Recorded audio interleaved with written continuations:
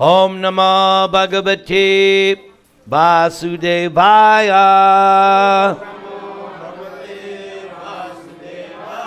Om Namo Bhagavate Vasudevaya.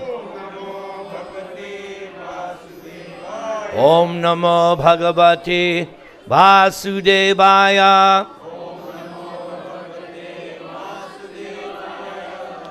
So, being inspired by the singing of Meenakshi Brajarani, there is a very nice verse in a very esoteric Vedic scripture called Brihad Gautamiya Tantra. Of all the verses that I study about Rädhä Thäkuränee, this is perhaps my favorite. And it's very easy, perhaps we could all learn it. Are you ready? Please repeat. Devi Krishna-mayee prokta. Now the system is, you do it 3 times. Let's do it again. Devi Krishna-mayee prokta. Last time, let's do it stronger. Devi Krishna-mayee prokta. Very good. Second line. Rädhikä para-devatä. Rädhikä para-devatä. Rädhikä para-devatä.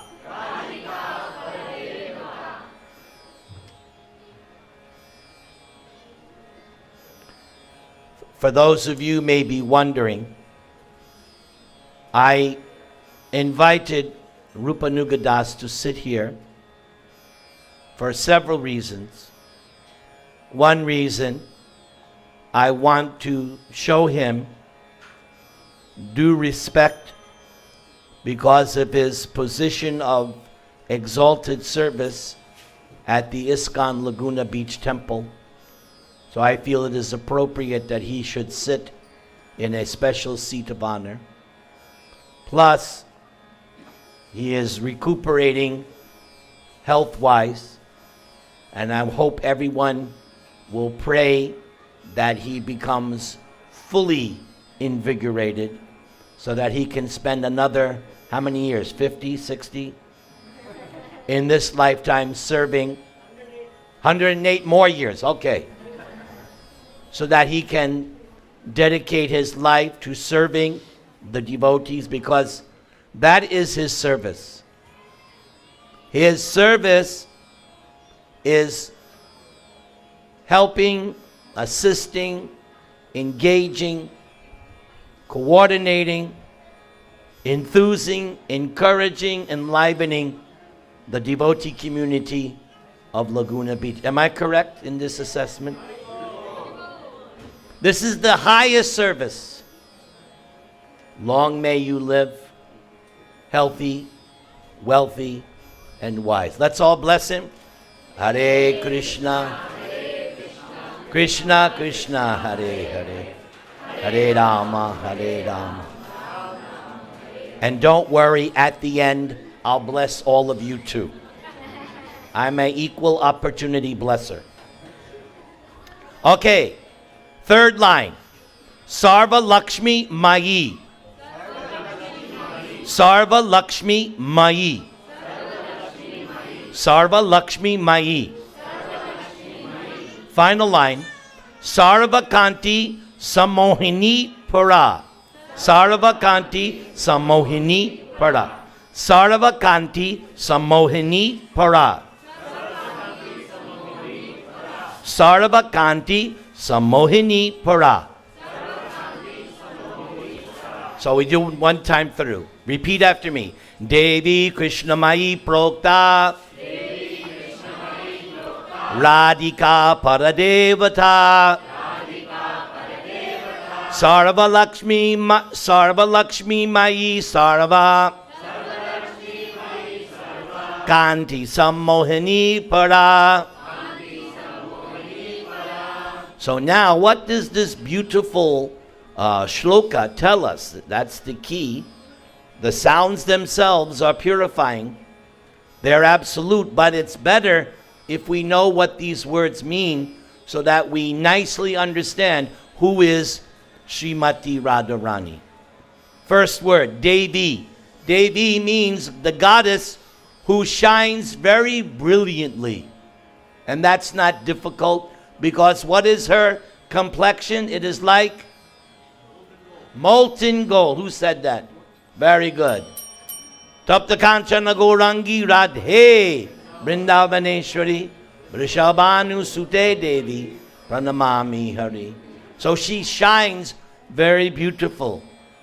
After all, Krishna also shines, does he not? Krishna has that Brahma Jyoti emanating from his body. So Radharani cannot be outdone. She also has to shine beautifully. All right? The next one. Please repeat. Krishna-mayee. Now, the meaning of this is that she is non-different from Lord Krishna. Non-different. They're one and different at the same time. But here, Krishna-mayee, non-different from Lord Krishna. Now the next phrase, please repeat. Para-devatä. She is the most worshipable. Most worshipable. Now the next one, please repeat. Sarva-lakshmee-mayee. She presides over all the goddesses of fortune. There's another meaning to sarva-lakshmee. So here it says, she presides over all the other Lakshmis. Lakshmi is the consort of Narayan. Everybody say? Narayan. All right, but she presides over all of them. Or, you should know, if you've read Srimad Bhagavatam, that Krishna is the origin of all incarnations. You've heard that before? Krishna says in the Bhagavad Gita, there is no truth superior to me. Everything emanates from me.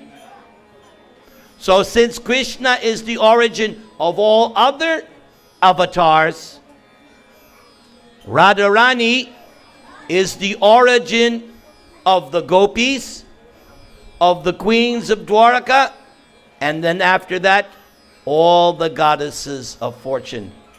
Just as Krishna is the fountainhead of all Narayan, Vishnu expansions, Radharani is the origin of all the Shaktis, gopis, Dwaraka queens, and Lakshmi. She is the origin. Sarva-lakshmee-mayee. Say that, please.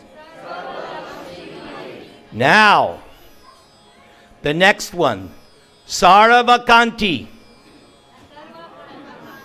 Are you listening? Everyone say, sarva-käntih. Now, here the first definition says that whatever splendor exists, it's all in her. But there's another meaning to sarva-käntih. The other meaning of sarva-käntih is that all of Krishna's desires are there in Srimati Radharani. Anything that Krishna wants, Radharani can deliver it. Just like us men. We want something, our wife gives us. Isn't that correct, men? Better say yes. Yes. Right, ladies? Maybe. Okay. Anyway, apart from whatever our position may be, Radharani is that person that as soon as Krishna desires something or wants something, all of his desires are fulfilled by Srimati Radharani. The word again, sarva-käntih. Everybody. Sarva-käntih. Now this next one is perhaps one of my most favorite. Please repeat. Sammohinee.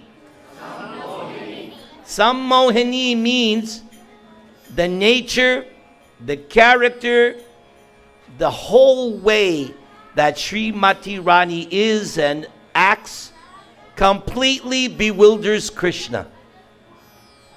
Pretty amazing. Krishna is God.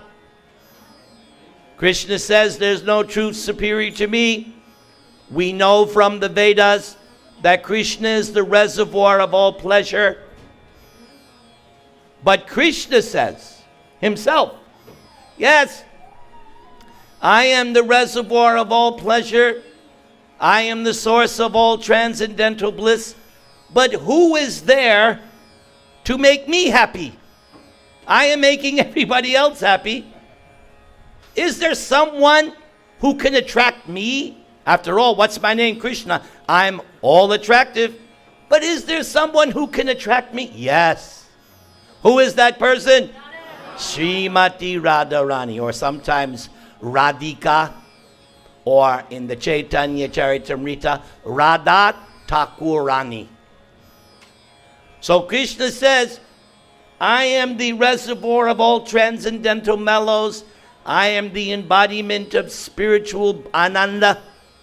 But in Radharani alone, I find someone who can attract me, who can enhance me, who can give me full satisfaction. Just like after the program, before we eat, we're going to say one prayer, and we hope that by taking prasadam, Purna Santosh, right? Full satisfaction. For Krishna, where does he get his full satisfaction? Not from this material world. Krishna gets his full satisfaction by being near Srimati Radharani. That's why they are always together, close, not like this. One time, the person had on the altar Radha and Prabhupada said, no, put them close together.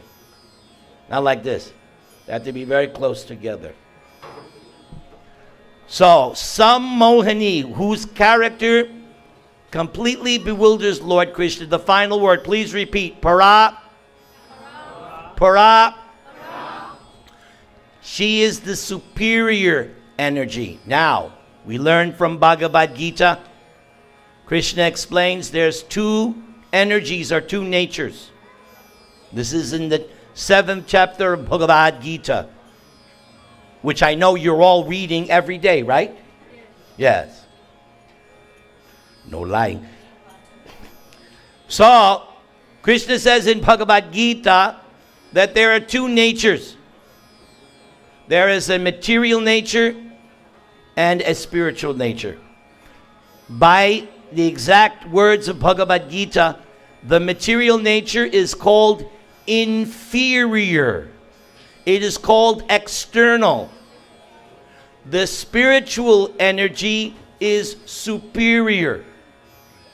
So, this Srimati Radharani, there is no Maya. There is no material. She is completely, otherwise, why did it say previously? She is non-different from Krishna. That means she's totally spiritual. Totally. There's no materiality in Srimati Radharani. She has her transcendental form, just as Krishna does. So she is the superior energy. Krishna, just like I gave this example last week. Last week, I was in Panama, and I was doing a whole week of programs for Sindhi people. So I was explaining something that you adults, when you were the children, maybe you played with toy cars. But now that you're grown up making money, you play with real cars. right? And if somebody says, "Oh, Prabhu, I want to give you a nice gift," and they give you a toy car, it's like, yeah, okay. Thanks. I mean, that was nice. But you're not going to waste your time playing with a toy car because you have the real thing. Right? And knowing some of you got the best of the real thing. Mercedes, Lexus, blah, blah. All right? Nowadays, maybe you started out with the Hyundai or the Corolla, but you upgraded over the years. So, in the same way, the material energy is like a toy to Krishna. He's not interested. It's a toy. Krishna has the real thing, the superior spiritual energy. He has Radharani. He's not interested in these Hollywood stars, and to him they look like frogs. Krishna has the most beautiful woman. It is described in the Vedas. All the demigoddesses, all of them, want to be able to dress like Radharani. They all know she is the topmost. All the demigoddesses, Lakshmis, everybody, they know when it comes to the perfection of the female personality, it's Srimati Radharani. They get their clues from her. So, this gives us some idea, just a glimpse of what we are saying when we say, Jai Rädhä, Jai Rädhä, Jai Shri Krishna Bolo, Jai Rädhä. So because you inspired me, Meenakshi, I did that little ditty.